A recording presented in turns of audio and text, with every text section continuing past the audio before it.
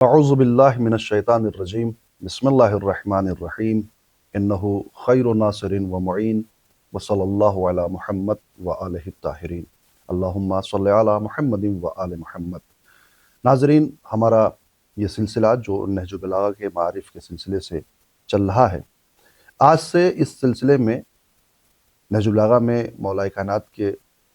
فرمائے ہوئے خطبات کے سلسلے سے گفتگو ہوگی کہ کون سا خطبہ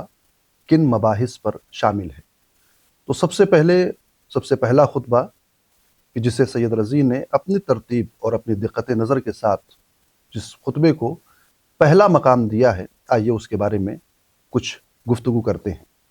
یہ وہ خطبہ ہے کہ جسے فاتحۃ الکتاب بھی کہا جائے تو بیجا نہیں ہوگا، چونکہ نہج البلاغہ کے پہلے خطبے میں وہ تمام مباحث کہ جو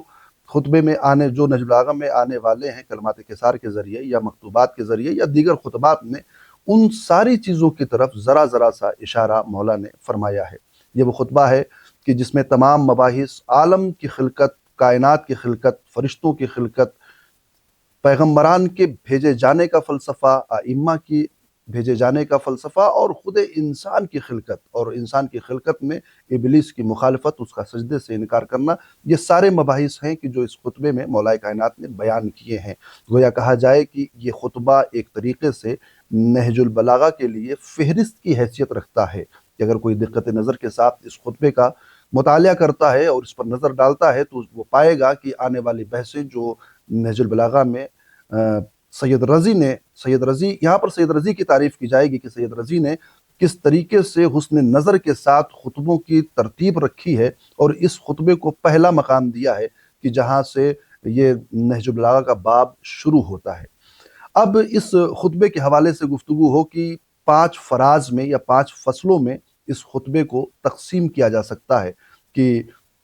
مختلف مباحث جو اس 5 ٹکڑوں میں بیان کیے جائیں گے۔ پہلا فراز کہ جس میں مولا پروردگار عالم کی صفات جمال و کمال کی طرف اشارہ کرتے ہوئے فرماتے ہیں الحمدللہ الذی لا یبلغ مدحتہ القائلون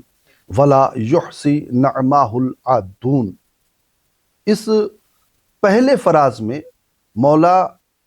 پروردگار عالم کی ان صفات کی طرف اشارہ کرتے ہوئے سب سے پہلے مرحلے میں پہلے تو صفات کی طرف اشارہ کیا، اسی کے ساتھ ساتھ انسانوں کی ناتوانی کی طرف بھی اشارہ کر رہے ہیں، انسانوں کے عجز کی طرف، انسانوں کی بے کسی اور لاچاری کی طرف بھی اشارہ کر رہے ہیں کہ تم لاکھ کوشش کر لو، نہ پروردگار عالم کی تم حمد کرنے کی صلاحیت رکھتے ہو، نہ اس کی نعمتوں کو شمار کرنے کی صلاحیت رکھتے ہو، نہ ہی اس تک تمہاری فکریں پہنچ سکتی ہیں۔ یہاں منفیات کے ساتھ پروردگار عالم کی تعریف ہو رہی ہے، یعنی انسان کو عاجز دکھایا ہے۔ کوئی نہیں ہے، کسی کے اندر وہ طاقت نہیں ہے کہ جو پروردگار عالم کی مکمل حمد کو بجا لا سکتا ہے۔ اور کس طریقے سے بجا لائے گا؟ اگر اس خطبے کے پہلے فراز پر ایک ایک جملے پر آپ غور کریں تو آپ پائیں گے کہ مولا نے جو یہ خطبہ ارشاد فرمایا ہے اس میں ایک کے بعد دوسرا جملہ، دوسرے کے بعد تیسرا جملہ، ہر جملہ اپنے پہلے والے جملے کو کامل کرتا ہوا نظر آ رہا ہے، اور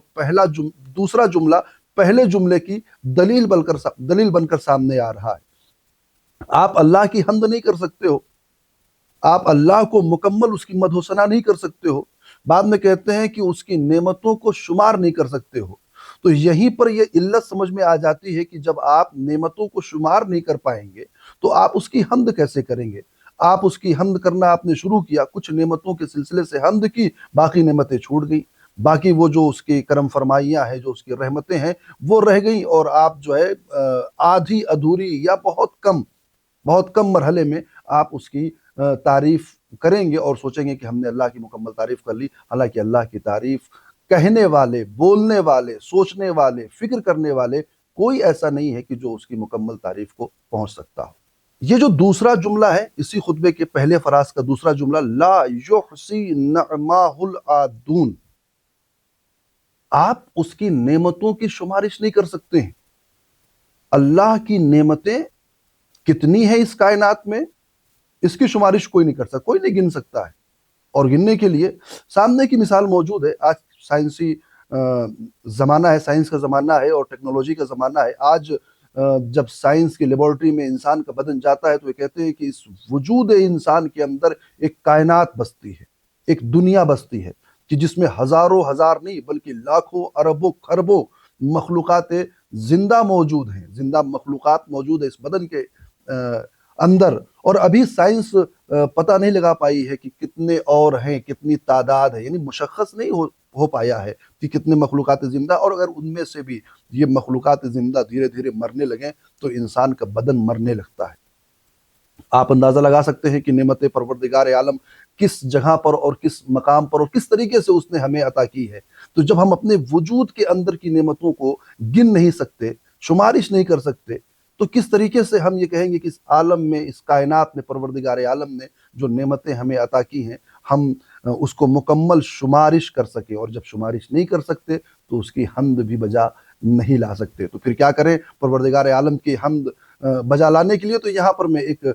روایت بیان کروں گا کہ مایوس نہ ہو کہ اللہ کا شکریہ ادا نہیں کر سکتے، اللہ کی حمد بجا نہیں لا سکتے۔ اس کے لیے چھٹے امام امام جعفر صادق علیہ السلام کی ایک روایت ہے۔ روایت میں ملتا ہے کہ مولا جب مسجد سے باہر نکلے تو دیکھا ان کی سواری نہیں ہے، اور جب سواری کو نہ پایا تو مولا نے کہا کہ اگر خدا میری سواری مجھ تک پلٹا دے تو میں اس کے حمد کروں گا، اس کے شکریہ کا حق ادا کروں گا۔ کچھ ہی دیر میں مولا کی سواری کوئی لے کر کے واپس آیا، مولا نے دیکھا تو کہا الحمدللہ۔ لوگوں نے کہا کہ آپ نے نہیں کہا تھا کہ اگر میری سواری پلٹ آئے تو میں مکمل پروردگار عالم کا شکریہ ادا کروں گا، اس کے شکریہ کا حق ادا کروں گا؟ امام فرماتے کیا تو نے سنا نہیں؟ میں نے کہا الحمدللہ، ساری تعریفیں اللہ کے لیے ہیں۔ یعنی جب میں نے عموم کا لفظ استعمال کر دیا، جو کچھ بھی اس کائنات میں مدح و ثنا کے زمرے میں آتا ہے، جو کچھ بھی تعریف کے زمرے میں آتا ہے، وہ سب کا سب مخصوص ہے ذات پروردگار عالم سے۔ یعنی ہم اتنا ہی کہہ سکتے ہیں الحمدللہ رب العالمین، وآخر الدعوانا ان الحمدللہ رب العالمین۔